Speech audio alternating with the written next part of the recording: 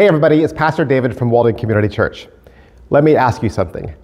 Have you ever felt that pressure that being a Christian means you're supposed to have better answers than everybody else? Like you should be able to explain suffering, or defend the Bible, or explain the Trinity, or denounce evolution, or justify hell. Basically handle every objection, right? Have the perfect answer for everybody. And if you have to stop and think, or you say, oh, I don't know, then it feels like you failed. Because right now we live in this world where everything is searchable. Everything's debatable. Everything's challenged. And somewhere along the way, many of us have started believing that our faith means that we need to have answers for every question.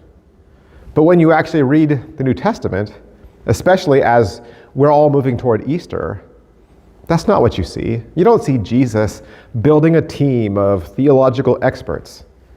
You see him raising up witnesses and students. And that's a very different thing. I mean, look at 1 Corinthians 2. Okay, this is verses 1 through 5. Paul says, "When I came to you, I did not come with eloquence or human wisdom. I resolved to know nothing while I was with you, except Jesus Christ and him crucified. I came to you in weakness, with great fear and trembling. My message and preaching were not with wise and persuasive words, but with a demonstration of the Spirit's power, so that your faith might not rest on human wisdom, but on God's power." Did you catch that? Paul doesn't say, I out-argued them. He doesn't say, I dismantled their worldview. He doesn't say, I proved Christianity beyond a doubt. No, he says, I came in weakness. I focused on the message of the cross. I trusted the Spirit. That is not the attitude of someone trying to win a debate. Instead, that's someone who believes the power of the resurrection and believes it's enough. And that same thing shows up in the Gospels. I mean, Luke 10, okay? Jesus sends his disciples into the surrounding towns. He doesn't tell them, argue people into belief.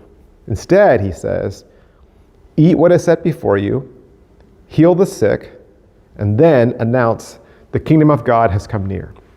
In other words, demonstrate first, announce second. And if they reject you, he says, then just shake the dust from your feet and move on. So no coercion, no humiliation, no escalating arguments, just witness and move on.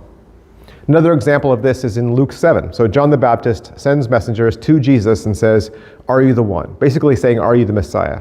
And again, Jesus doesn't give them facts, debates, argument. He simply says, go back and tell John what you have seen. The blind see, the lame walk, the poor hear the good news. So apparently, even for Jesus and his disciples, it's not always wise words that change lives, but rather evidence that changes lives. And then there's John 9, the man born blind. The religious leaders, they interrogate him, right? And they say, how did this happen? Who did this? You know, is this man from God? Explain yourself. And what do you hear this man say over and over again? He says, I don't know, right? Over and over. He goes, I don't know. And finally he says, but one thing I do know. And then he shares his testimony. I was blind and now I see. That's it. That is it. No system, no airtight defense. Just, this is how I was transformed. And as we're moving toward Easter, I think this matters a lot. Because the resurrection is not given to us so that we can win an argument. It was given so that we could become the evidence. Easter doesn't create arguers. It should create witnesses. God doesn't need you to be his lawyer. You're not required to have all the answers or to solve every mystery. Okay, you're not responsible for defending the universe. Instead, you are just invited to say, I don't know everything, but I know who I was. And I know who I'm becoming. I know I was blind and now I see. And maybe, just maybe, Jesus wants to save Christians from the burden of pretending that we have all the answers. The empty tomb, that is not a puzzle to be solved. It is a power to be lived.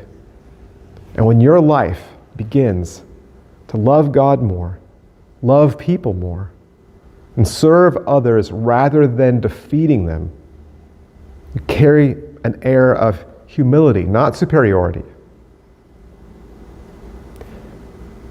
You will be able to answer the only question that matters. Did Jesus rise from the dead?